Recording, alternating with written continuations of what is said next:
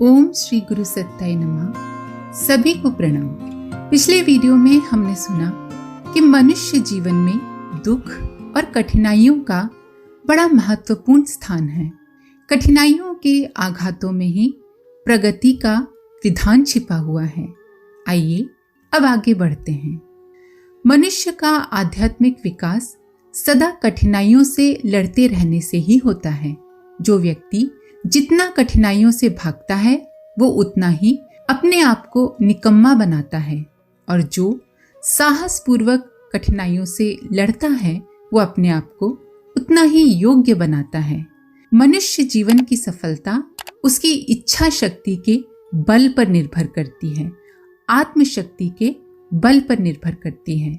जो व्यक्ति जितना ही ये बल रखता है वो जीवन में, चाहे वो सांसारिक जीवन हो और चाहे वो आध्यात्मिक जीवन हो, सफल होता है।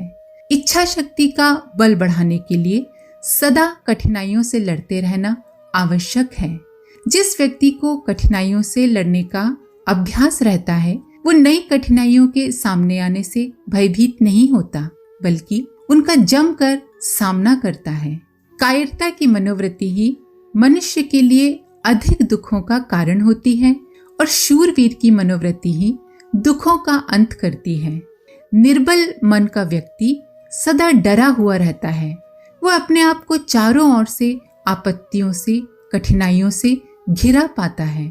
अतएव अपने जीवन को सुखी बनाने का सर्वोत्तम उपाय कठिनाइयों से लड़ने के लिए सदा तत्पर रहना है।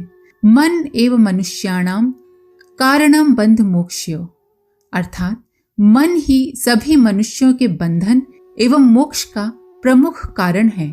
जो मानसिक रूप से दुर्बल है वह अध्यात्म के मार्ग पर चल ही नहीं सकता।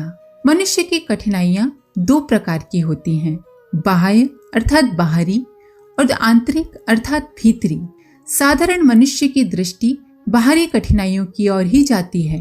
बिरले ही मनुष्य की दृष्टि भीतरी कठिनाइयों को देखने की क्षमता रखती है, पर वास्तव में मनुष्य की सच्ची कठिनाइयां आंतरिक हैं। ईर्ष्या, द्वेष, जलन, कुड़न, आलस्य, भय, ये सभी आंतरिक दुर्बलताएं हैं। इन दुर्बलताओं के होते हुए मनुष्य कभी भी प्रगति के पथ पर नहीं चल सकता। पर जैसे जैसे मनुष्य अपनी इन आंतरिक दुर्बलताओं को कम करता जाता है, दूर करता जाता है, उतना ही उसमें साहस आता जाता है, उतना ही वो हर दृष्टि से मजबूत होता जाता है। वास्तव में मनुष्य की सच्ची कठिनाइयां आंतरिक हैं। बाहरी कठिनाइयां आंतरिक कठिनाइयों का आरोपण मात्र है। किसी भी प्रकार की परिस्थिति मनुष्य को लाभ अथवा हानि पहुंचा सकती है। अनुकूल परिस्थिति बुराई का काम कर सकती है और प्रतिकूल भलाई का। जो परिस्थिति मनुष्य को भयभीत करती है वही वास्तव में उसकी हानि करती है। यदि परिस्थिति कठिन हुई और उससे मनुष्य भयभीत न हुआ तो वह परिस्थिति मनुष्य की हानि न कर उसका लाभ ही करती है। मनुष्य का मन आंतरिक चिंतन से बली होता है। जिस व्यक्ति को अपने कर्तव्य का पूरा निश्चय है, ज्ञान है, और जो उसको पूरा करने के लिए अपना सर्वस्व खोने के लिए तैयार रहता है, उसे किसी भी प्रकार की परिस्थिति भयभीत नहीं कर सकती। मनुष्य के मन में अपार शक्ति है। वो जितनी शक्ति की आवश्यकता अनुभव करता है उतनी शक्ति उसे अपने ही भीतर से मिल जाती है। जो व्यक्ति अपने आप को कर्तव्य दृष्टि से भारी संकटों में डालता रहता है वह अपने भीतर अपार शक्ति की अनुभूति करने लगता है। उसे अपने संकटों को पार करने के लिए असाधारण शक्ति मिल जाती है। जैसे जैसे उसकी इस प्रकार की आंतरिक शक्ति की अनुभूति बढ़ती है उसकी कार्यक्षमता भी बढ़ती है। यदि किसी व्यक्ति की आंतरिक कठिनाइयां सुलझ जाएं, तो उसकी बाहरी कठिनाइयां बड़ी सरलता से सुलझ जाएंगी। बाहरी और भीतरी कठिनाइयां एक दूसरे की सापेक्ष हैं। प्रत्येक कठिनाई से भय की अनुभूति करने वाले व्यक्ति के मन में मानसिक अंतर्द्वंद की स्थिति बनी ही रहती है। वो किसी प्रकार के निश्चय पे पहुंच ही नहीं पाता।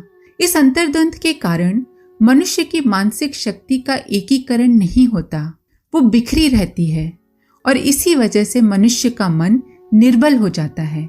ऐसी अवस्था में जब कोई बाहरी भारी कठिनाई उसके सामने आ जाती है तो वो उससे मुकाबला नहीं कर पाता, डर जाता है, हमेशा एक आंतरिक संघर्ष में ही उलझा रहता है। जिस प्रकार आंतरिक संघर्ष में उलझा रहने वाला राष्ट्र निर्बल होता है और बाहरी आपत्तियों का आवाहन करता है, उसी प्रकार हमेशा मानसिक अंतर्द्वंद में रहने वाले व्यक्ति अगर डरते रहना छोड़कर निर्भय होकर डटकर बाह्य कठिनाइयों का सामना करें तो उनके आंतरिक मन में शांति प्राप्त हो जाएगी। साधारणतः जो काम मनुष्य के हाथ में आ जाए और जिससे न केवल अपना ही लाभ हो वरन दूसरे का भी लाभ हो, उसे छोड़े ना। वो काम पूरा करने के लिए जो त्याग और कष्ट सहने की आवश्यकता हो उसे सहे।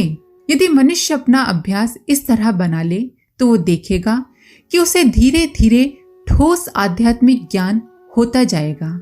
जो ज्ञान मनुष्य को दार्शनिक चिंतन से नहीं आता, वही ज्ञान उसे अपनी परिस्थितियों से लड़ने से आ जाता है। जो मानसिक आत्मिक बल और शांति राग भोग ऐश्वर्य में रहने से नहीं आती, वही कठिनाइयों से लड़ने से अपने आप आ जाती है। कठिनाइयों से लड़ते रहना न केवल अपने जीवन को सफल बनाने के लिए आवश्यक है वरन दूसरों को भी प्रोत्साहित करने के लिए आवश्यक है। जिस प्रकार मनुष्य के दुर्गुण संक्रामक होते हैं, उसी प्रकार सद्गुण भी संक्रामक होते हैं। एक कायर को युद्ध भूमि से भागते देखकर दूसरा सैनिक भी रण से भाग पड़ता है और एक को रण में जमकर लड़ते देखकर दूसरा व्यक्ति भी हिम्मत नहीं छोड़ता। उसके भीतर भी वीरता का भाव जागृत हो जाता है। सभी मनुष्यों में सभी प्रकार के दुर्गुणों और सद्गुणों की भावना रहती है। मनुष्य जिस प्रकार के वातावरण में रहता है उसमें उसी प्रकार के मानसिक गुणों का आविर्भाव होता है। वीर पुरुष का चरित्र ही दूसरे लोगों के लिए शिक्षा है। यही उसकी समाज को सबसे बड़ी देन होती है। आज के लिए इतना ही। ओम शांति। हमारे YouTube चैनल को सब्सक्राइब करें और बेल आइकन को दबाकर ऑल पर क्लिक करें ताकि आने वाले सभी वीडियोस की नोटिफिकेशन आपको मिलती रहे।